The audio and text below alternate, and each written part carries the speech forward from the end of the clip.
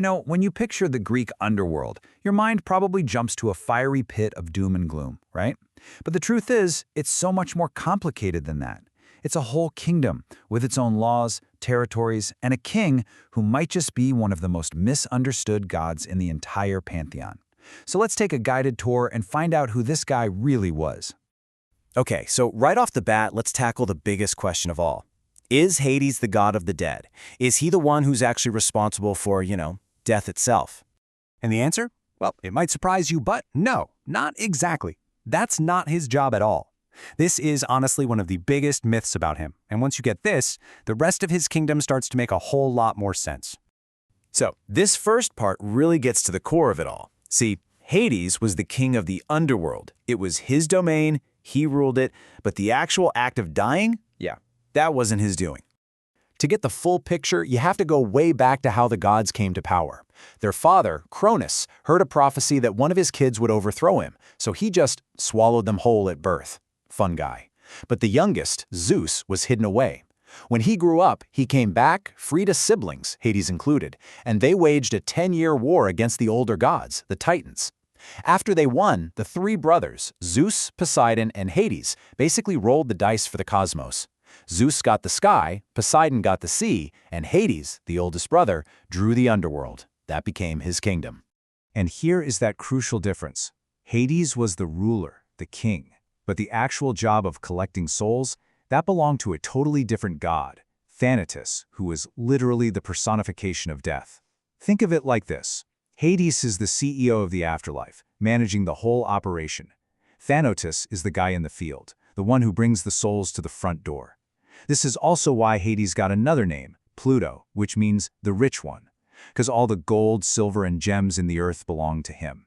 He wasn't the god of death, he was the god of underground wealth. All right, so once Thanatos has done his thing, what's next for the soul? Well, this kicks off the soul's final journey. And believe me, it's a very specific, step-by-step process to get to your final destination. The trip to the underworld was a clear 5-step deal. First, Thanatos snips the soul from the body. Then Hermes, the messenger god, shows up to act as your guide, leading you down to the riverbank. Third, you gotta pay the ferryman, a gloomy guy named Charon. Fourth, Charon takes you on a boat ride across the infamous River Styx. And finally, you arrive at the gates, guarded by Cerberus, the massive three-headed dog who's great at letting souls in, but not so great at letting them out. And that payment for Charon? Get this, it was just 1 coin. This is why the ancient Greeks had a custom of putting a coin under the tongue of people who died. It was literally the bus fare for the afterlife. And what happened if you showed up broke? Well, you were doomed to wander the misty shores of the Styx for 100 years before Charon would finally take pity on you and let you cross. So, you've paid the ferryman, you've snuck past the giant dog, what now? Now you've reached the heart of the underworld, where you face a final judgment, and you get sorted into one of 3 very different eternal destinies. See, the underworld wasn't a one-size-fits-all kind of place. Most people, those who weren't super great but weren't super evil either, they ended up in the fields of asphodel. It was kind of a gray, shadowy, neutral existence. But if you were a hero or just a genuinely good person, you earned a spot in Elysium, which was basically paradise. Think endless parties and good times. But for the absolute worst of the worst, for anyone who seriously ticked off the gods, there was a special place for them, the dreaded pit of Tartarus. And Tartarus wasn't just some generic pit of fire. No, this was the deepest, darkest abyss imaginable. It was a prison for the old gods, and it was the one place where Hades got personally involved. He would design and oversee the punishments himself, making sure each one was perfectly, poetically tailored to fit the crime.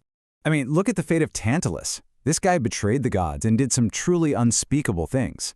So his punishment? It was the definition of irony. He was forced to stand in a pool of cool, clear water, with delicious fruit hanging just over his head. But every time he bent down to take a drink, the water would drain away. And every time he reached for the fruit, the branches would pull just out of his grasp. Forever hungry, forever thirsty, with relief always just an inch away. And of course, you can't talk about Tartarus without mentioning its most famous resident, Sisyphus, a king who was so clever he actually cheated death twice. As punishment for his hubris, Hades gave him a task of pure soul-crushing futility. He has to push a giant boulder up a hill, But every single time he gets to the very top, it slips from his grasp and rolls all the way back to the bottom. And he has to start all over again. Forever. But Hades wasn't just some grim warden of a cosmic prison. He was a king. And like any king, he was lonely. And he wanted a queen. This brings us to some of the most famous stories that really show us the character of the underworld's rulers. So the story goes, Hades sees the beautiful goddess Persephone and decides she's the one. So he bursts from the ground in his chariot and pulls her down into his kingdom to be his wife. Well, her mother, Demeter, the goddess of the harvest, is absolutely devastated. Her grief is so powerful that she just makes all the plants on Earth wither and die. Nothing grows. Humans start starving, and the whole situation gets so bad that Zeus has to step in. Zeus tells Hades he has to let her go. And Hades agrees, but he's clever. Right before she leaves, he offers her a single pomegranate seed. She eats it. And by eating just one piece of the food of the dead, she becomes bound to the underworld forever. A cosmic loophole. So they have to work out a compromise. And this deal, believe it or not, is how the ancient Greeks explained the seasons. Persephone would spend part of the year above ground with her mom. Demeter would be so happy that the world would bloom, giving us spring and summer. But for the other part of the year, she had to return to the underworld to be its queen, and her mother's sadness would bring on the cold and darkness of autumn and winter. Now, the story of Persephone isn't the only time love tried to defy the laws of the underworld. There's also the heartbreaking story of Orpheus, a musician whose songs were so beautiful they could charm rocks and trees, who dared to go down into the land of the dead to bring back his wife Eurydice. Orpheus played a song of such pure, heartbreaking sorrow for Hades and Persephone that the stone-cold king of the underworld actually wept. And in this incredibly rare moment of pity, Hades agreed to let Eurydice's soul go, but on one condition. Orpheus had to walk in front of her all the way out, and he was forbidden to look back at her until they were both completely in the sunlight. It was a brutal test of faith. He had to trust that she was behind him. He could hear her footsteps, but he couldn't see her. He just had to believe Hades had kept his word. The question is, could he do it? And tragically, he couldn't. Right as he stepped into the light, a wave of doubt and excitement washed over him, and he turned around to look at her. But her feet were still in the shadow of the underworld's entrance. And in that instant, as their eyes met, her soul was ripped away from him, pulled back into the darkness forever. A devastating lesson in patience and trust. So all of this brings us back to where we started. Was Hades a villain? I mean, he was definitely stern, a jailer of souls, a master of punishment. But he was also a just king. He kept the cosmic balance. He was even, on occasion, capable of pity. So was he the feared king of nightmares, or just a misunderstood ruler doing a tough but necessary job? Maybe the scariest thing about Hades isn't that he's a monster, but that he's a reflection of our own ideas about order, consequence, and finality.